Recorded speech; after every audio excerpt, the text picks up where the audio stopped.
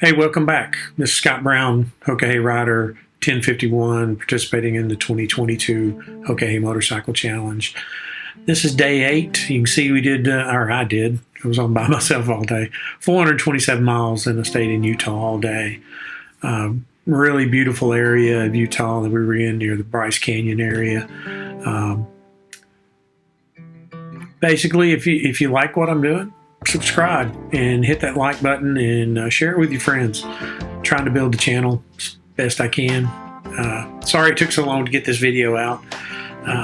It's been a while since I've loaded up one. But you know, work gets in the way of doing this fun stuff. But you can see I started out really early from the Harley dealer in there in Washington, Utah, Zion Harley Davidson. Started out before daylight. You can see the sun's just coming up here in this this part of the video. But this was probably one of the hardest days I had. Fatigue really caught up with me, and I was having to stop every, I don't know, 2 to 3 hours and take power naps on the side of the road. Matter of fact, somebody thought I needed help, so they stopped and checked on me, and while I was sleeping, laying on the ground beside my bike, I guess they thought I'd passed out or something, which I kind of did anyway. But this video, I think you'll like it. Sit back and enjoy it, and I'll talk to you in a bit.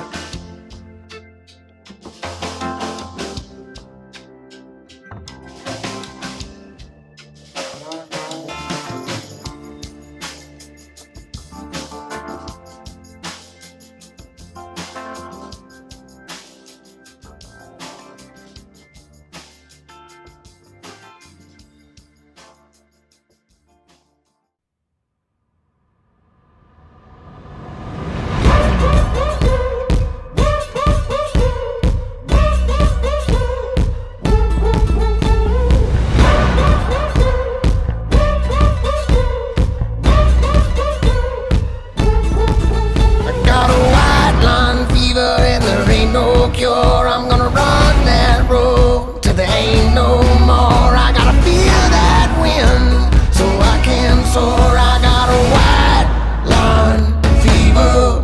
Get gone.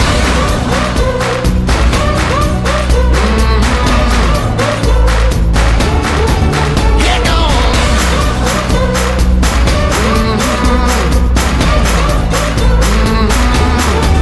I got a white line fever of 100 more. I'll be gone in the morning, that's for sure. You can't change my freedom anymore. I got a white line fever.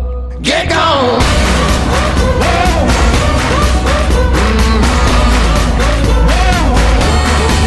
Get gone.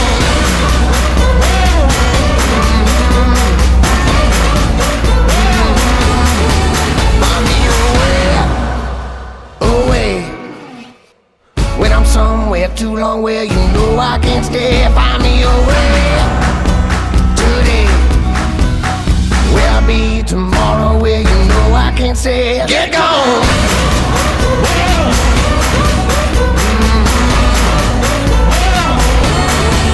Get gone. Get gone.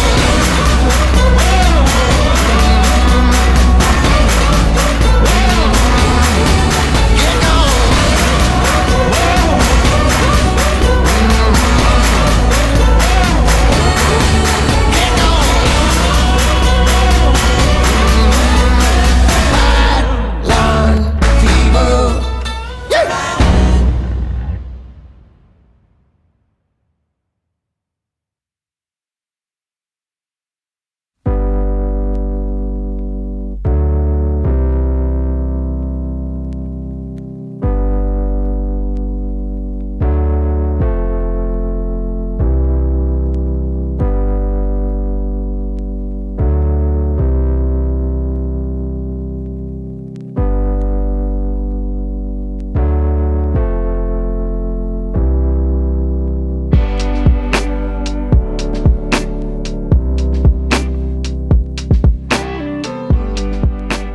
So coming up right here, I missed my turn.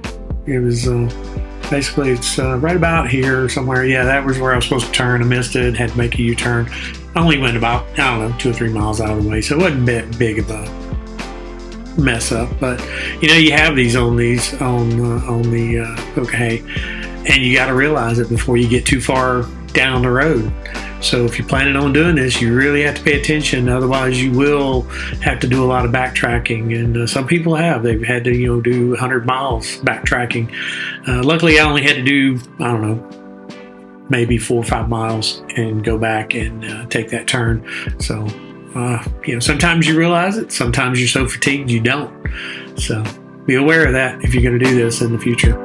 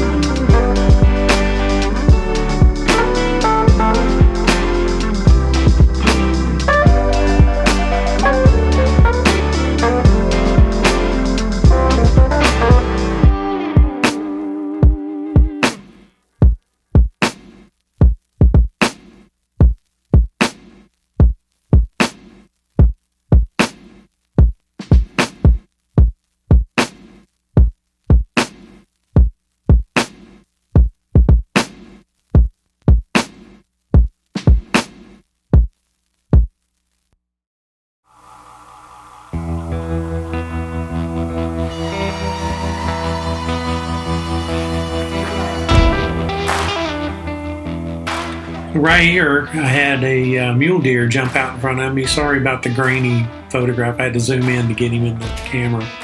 But just really pretty running across my path there. Had many deer and elk and things run across my path. Mostly it's usually at night, so I didn't get too many videos. That's about the only video I think I have of an animal crossing my path. I know in the actual Hoka, we had quite a few people that actually hit deer. Few of them were able to carry on. They either got a new bike or they were able to fix their bike and get back on the road. So may not be the end of the trip for you if you do hit a deer, but that's one thing about this. You got to be watching. I added additional lighting on my bike so that I can see at nighttime, because you are doing a lot of riding at night. Anyway, this is some more of that canyon shots. This area, these pictures just don't do them justice. But this area was really pretty.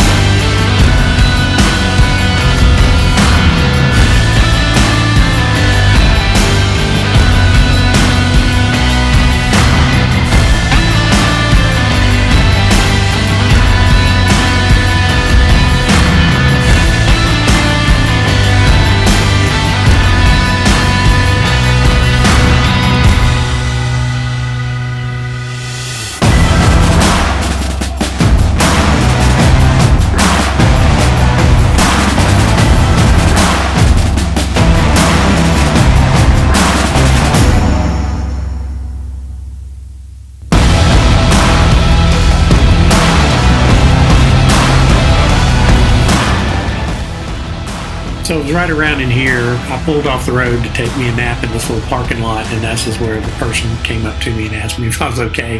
I had just went to sleep, and sure enough, they come and wake me up and ask me if I'm okay. So I said, well, I guess I'm going to find a more isolated place so I can get some sleep. And that's what I did. I found a roadside park and got me a picnic table and took me a nap. Anyway.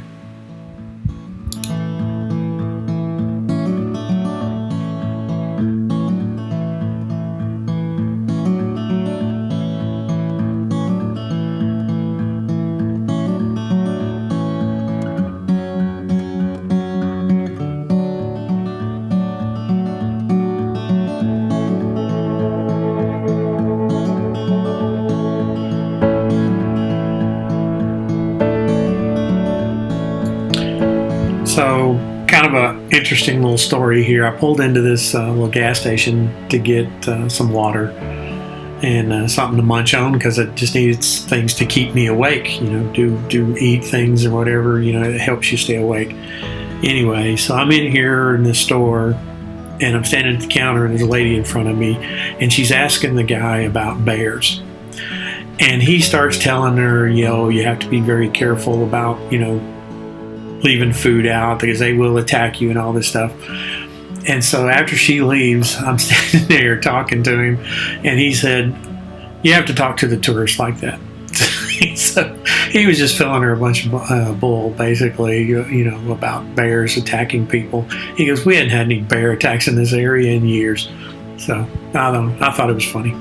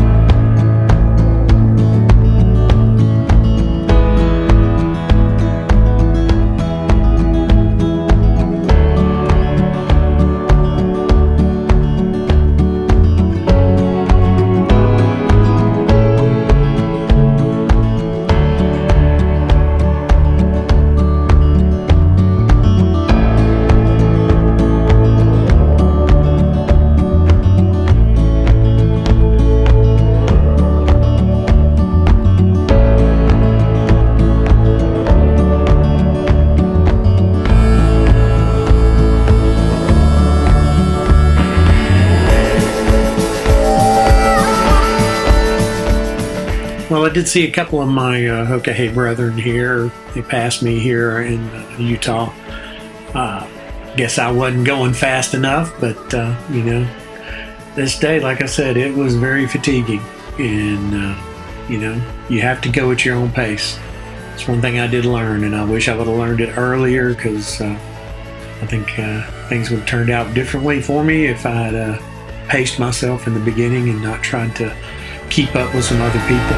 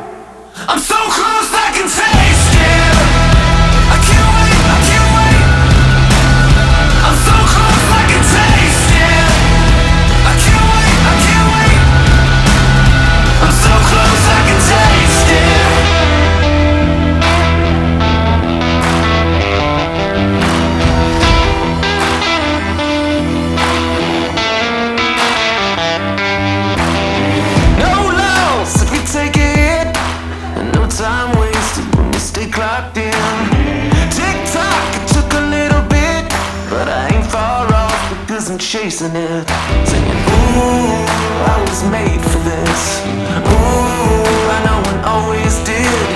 Ooh, it takes a little grit to keep a tongue inside a pair of burning lips. And ooh, now after all I've waited, I'm so close I can taste it.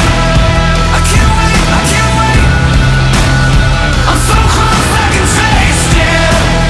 I can't wait, I can taste it. I'm so close I can taste it.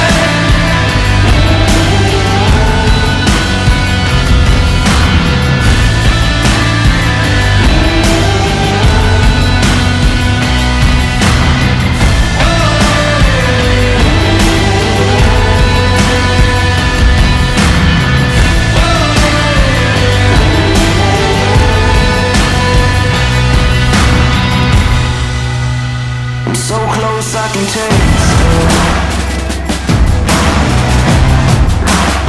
This one chance I ain't wasted.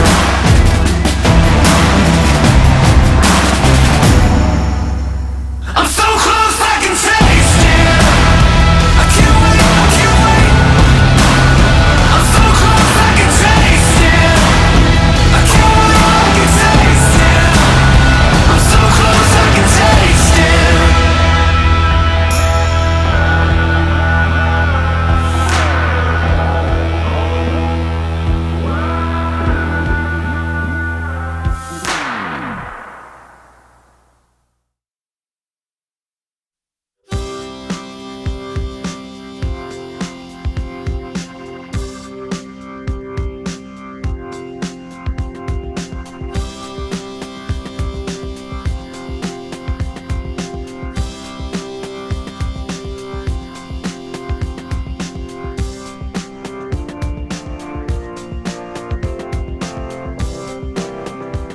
Right here, this section of the trip was, I don't know, it looking at the video, it doesn't seem like it's that steep, but when you're riding it, it looked like I was riding on a rail. I don't know if it was with steep sides on both sides. I don't know if it was because I was so tired and fatigued. I just remember this part of the trip freaked me out for a little bit because you're basically just riding on a ridge.